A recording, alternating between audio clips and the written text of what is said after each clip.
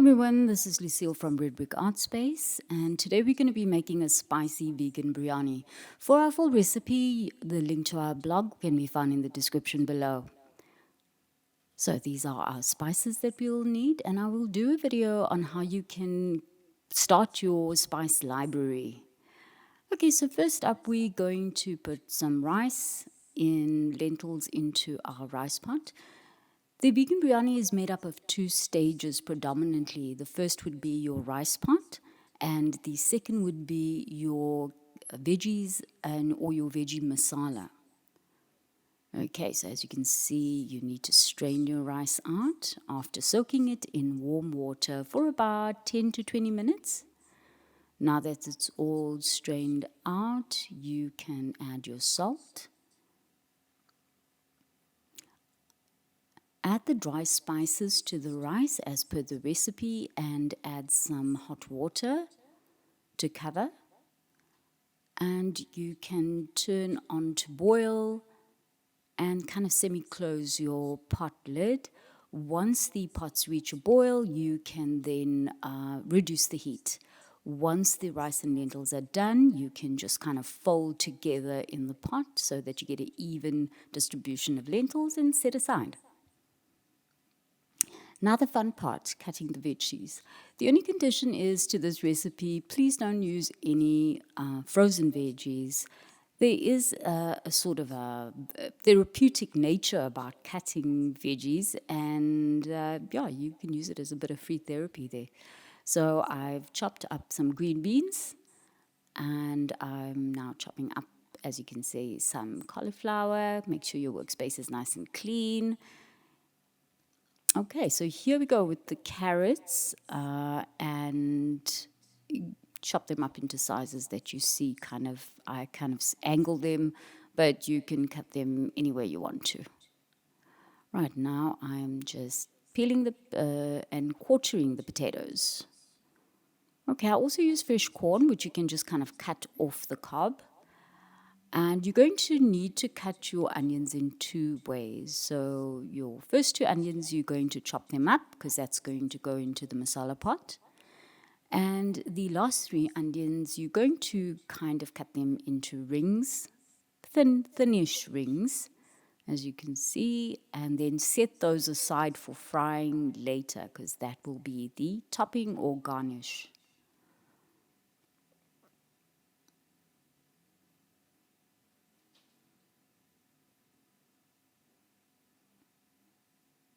All right, so that concludes the chopping of the veggies. Okay, one more, your tomatoes. So your tomatoes are also chopped up fine, and that will go into your masala pot. Remember, your rice is done separately and kept aside, and then your veggie masala, which is actually the curried bit of the biryani that gets made. Now, in a white base cast iron pot, if you're lucky enough to have one, because I basically do all my cooking in this pot. It's amazing. It really retains the heat well and cooks evenly. So on a very low, even heat, you are going to put in your ingredients, your fresh chili, your whole garlic. Now I'm putting in some ginger and garlic paste.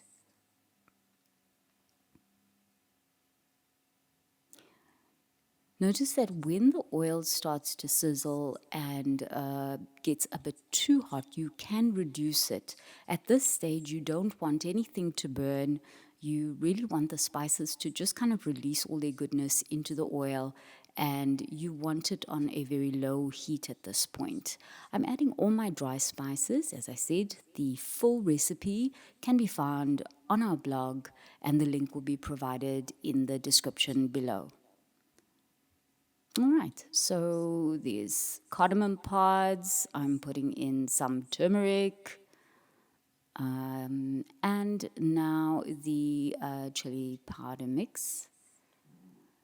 And give it all a good stir. By now you should be smelling the spices and the oil and the chili, and and the garlic should be smelling really good at this point. Remember, not to burn, so please put it on low.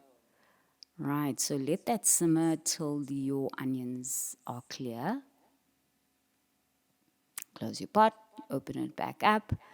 I'm adding a little bit of garam masala. I'm adding some tomatoes at this point because we're still kind of forming the masala base. Add a little warm water to your pot and let those tomatoes cook through till it forms a sort of a gravy. Right, check on your masala pot regularly. I'm kind of smushing the tomatoes now to help them along because I'm impatient. And yeah, I'm going to let that simmer. And now I can kind of add the rest of my veggies and my carrots. If you're wondering where the carrots are, I've actually pre-steamed them. Also notice I'm salting for the first time. And I'm also squeezing in the juice of a lemon to kind of add some zestiness to those veggies. And I've pre-steamed my carrots because carrots do tend to extend your cooking time. And in South Africa with load shedding, we want to cook as quickly as we can to avoid being cut off and just make cooking as quick as possible. So added more salt and some garam masala to it. Don't be afraid to taste to kind of add more salt if you need along the way.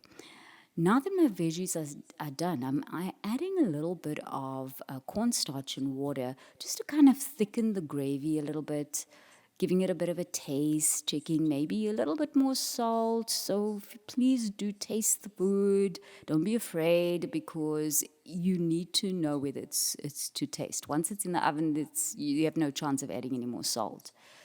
So let that simmer for a while and then you can switch off and set aside. Now I've prepared some oil on high to fry my onion rings.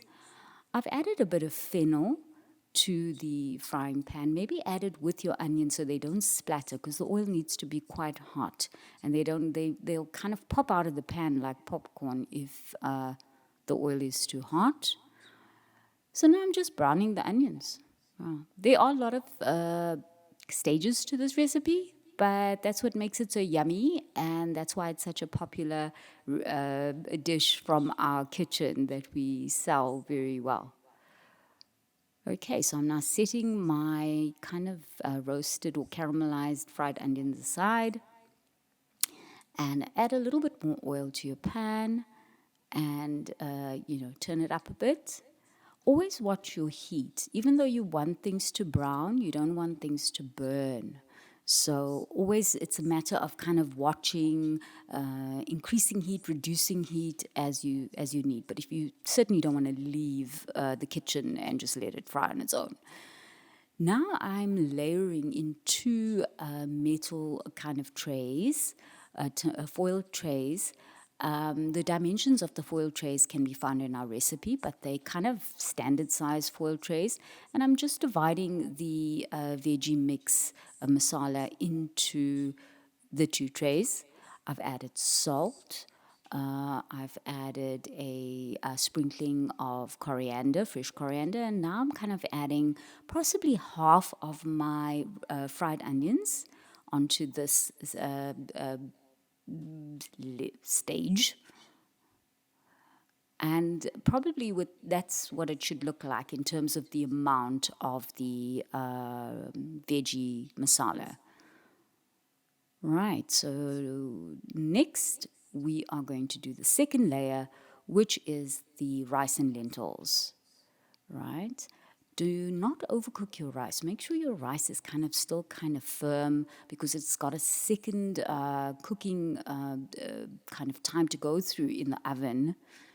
So now I'm just starting with the delicious roast potatoes, which are very yummy. I mean, you may consider this actually the meat of the of the vegan biryani because it's really yummy. And then also the rest of the caramelized onions, more garam masala, and more fresh coriander on the top. Great, so that is our spicy vegan biryani from our Redbrick kitchen, all done and ready for the oven. Just remember to pop on the lid. You can freeze one helping and get the other one ready for dinner. Just pop in the oven for 1 hour on 180 degrees and you're good to go. I hope you enjoyed this video. Please remember to like and subscribe.